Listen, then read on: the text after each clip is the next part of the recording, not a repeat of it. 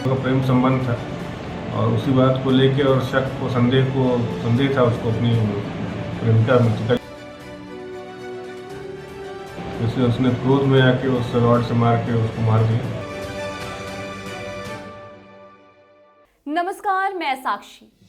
पोथी पढ़ी पढ़ी जगमुआ, पंडित भया न कोय, ढाई आखर प्रेम का पढ़ी सुपंडित होए। जी हाँ, आपने ये दोहा तो पढ़ा ही होगा। अरे पढ़ा नहीं होगा तो सुना तो होगा। बचपन से प्रेम की बातें सुनते हैं, कहते हैं कि हिंसा पर प्रेम भारी है।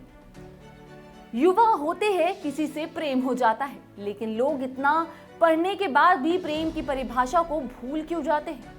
चलो मान लिया नहीं पढ़ा, लेकिन फिल्में तो देखी ही होंगी, तो उससे क्या सीखा, प्रेम या हिंसा? लोग ये क्यों नहीं समझ पाते कि प्रेम का मतलब किसी लड़की या लड़के से प्रेम करना नहीं होता, प्रेम तो अपने परिवार से भी होता है। लोग ये क्यों नहीं समझते कि प्रेम का भाव समर्पण है, न कि हिंसा।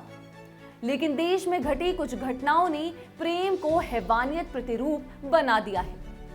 इन दिनों देश भर में सनसनी फैलाने वाले श्रद्धा मर्डर केस के बाद लगातार इस तरह के कई मामले सामने आ रहे हैं।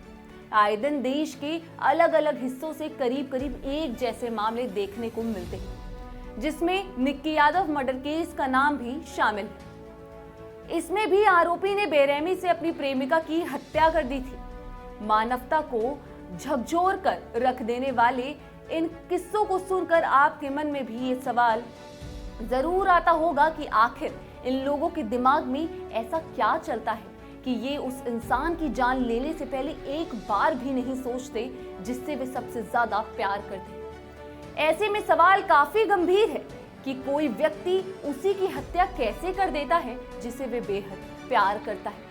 छत्तीसगढ़ के बलौदाबाजार जिले में कोड़िया गांव शमशान के डबरी किनारे मिली युवती की लाश मामले में हैरान कर देने वाला खुलासा हुआ है। असल में उसकी हत्या की गई थी। मर्डर किसी और ने नहीं बल्कि उसके ही प्रेमी दिनेश सेन ने किया था।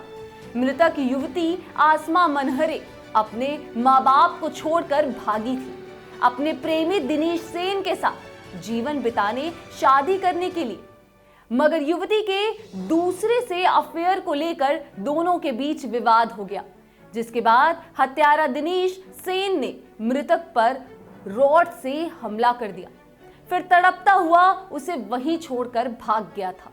मामले में पुलिस ने आरोपी युवक को अरेस्ट कर लिया है। मामला पलारी थाना क्षेत्र का है। पुलिस के पूछताछ करने पर मृतका के परिजनों ने उसके प्रेमी पर संदेह जताया था, जिसके बाद पलारी पुलिस प्रेमी युवक की तलाश कर रही थी। युवक को तलाश करने के बाद पुलिस उसे हिरासत में लेकर पूछताछ कर रही है। माना जा रहा है कि पुलिस पूछताछ के बाद शाम तक हत्या के कारण और लोगों की संलिप्तता को खुलासा कर सकती है। बता दें कि इनका 4 साल से प्रेम प्रसंग चल रहा था। शव की पहचान होने पर युवती के परिजनों को इस बारे में जानकारी दी थी। सूचना मिलने पर परिजन मौके पर पहुंचे, उनसे पूछताछ की गई थी। पूछताछ में पता चला कि आसमा का प्रेम प्रसंग पास के मिर्गी गांव के रहने वाले दिनेश सेन पिता जितेंद्र सेन से चल रहा था। परिजनों ने बताया कि दोनों के बीच लगभग 4-5 साल से संबंध था। उन्होंने बताया कि लड़की 29 जून की रात से गायब थी। हमने पता करने के लिए परिजनों से पूछताछ की थी। प्रेमी दिनेश के घर भी गए थे, मगर वह घर में नहीं था। इस वजह से उन्हें दिनेश पर शक नहीं हुआ। इसके बाद उन्होंने मामले की शिकायत भाटापारा ग्रामीण थाने में की थी। परिजनों के बयान के आधार पर पुलिस ने आरोपी दिनेश को हिरासत में लिया था। हिरासत लेकर जब दिनेश से पूछताछ की गई, तब दिनेश ने बताया कि 29 तारीख की रात को आसमा का फोन आया था। वो मुझसे शादी करने के लिए कह रही थी। मैंने उसे समझाया कि अभी नहीं करते हैं, मगर वो नहीं मानी।